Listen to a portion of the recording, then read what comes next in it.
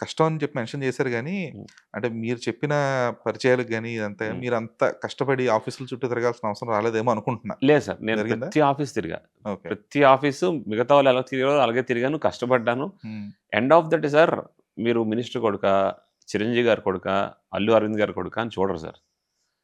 Director అనేవాడు గొప్పోడు. He is the captain of the ship.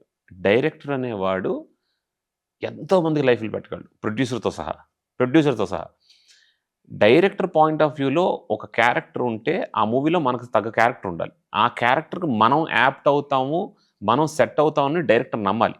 మనం మన టాలెంట్‌తో ప్రూవ్ చేసుకోగలగాలి. హ్మ్. ఇన్ని ఎలిమెంట్స్ ఉంటాయి. ఎండ్ ఆఫ్ ద డే నువ్వు బ్యూటీ ఉన్నావా, నీ వెనకాల డబ్బుందా అని చూడరు. నువ్వు క్యారెక్టర్ సెట్ అవుతదో లేదో చూస్తారు. సో, ఆటోమేటిక్‌గా మనం ఎవరైనా నేను చేసిన ప్రతి సినిమా, ప్రతి అవకాశం నాకు దేవుడి దయ వల్లొచ్చింది. ప్రతి దాంట్లోనే నాకు తగ్గ క్యారెక్టర్ ఉండి డైరెక్టర్ నన్ను నమ్మి ఇచ్చారు కాబట్టి నాకొచ్చిందని నేను నమ్ముతాను. Okay. So, it's time. Slow and స్టడీగా ఎళ్ళడమే మంచిది. ఒకేసారి పరిగెట్టే కన్నా. సో, హ్మ్. స్లో అండ్ స్టడీగా ఎళ్తున్నాను సార్.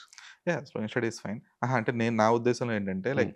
ఇన్ని పరిచయాలున్నాయి కాబట్టి పరిచయాలు ఆహ్, పనికిరావు సార్. పరిచయాలు పనిచేయదా? Only hello, hi, tea, coffee. Tea, coffee కూడా నేను తాగను. I'm a teetotaller. ఆ! ఎళ్లి ఆ వాటరో ఏదో తిరుమల స్వామివారి ప్రసాదమో అదే తింటాను. ఐయామ్ బాగా డివోషనల్. సో, ఎళ్లి పరిచయాలు హలో, హాయ్ చెప్పడానికి, ఫోటోలు తీసుకోవడానికి తప్ప పరిచయాలనేవి దేనికి పనికిరావు. సార్ మీకు ఒక ఎగ్జాంపుల్ చెప్తాను. హ్మ్. 'రామ్ చరణ్' అన్న ఉన్నాడు.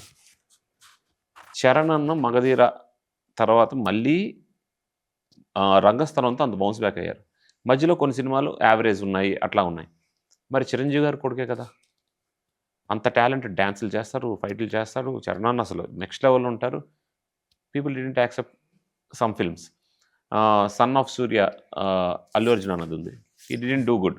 మరి ఆయన బెస్ట్ పెర్ఫార్మరే కదా! So, end of the day మీ బ్యాక్‌గ్రౌండ్ ఏంటి? నీకెంత కాంటాక్ట్స్ ఉన్నాయి? పెద్దోళ్ళు ఎంతమంది తెలుసన్నది కాదు. నువ్వు ఎంత బాగా పెర్ఫార్మ్ చేసినా ఆ సినిమా ఆడకపోవచ్చు. So, end of the day అన్నీ కలిసొచ్చి హిట్ అయితేనే మాట్లాడతారు. ఇక్కడ సక్సెస్ ఉంటేనే మాట్లాడతారు సార్. ఆబ్వియస్‌గా. సక్సెస్ లేకపోతే no one will care you.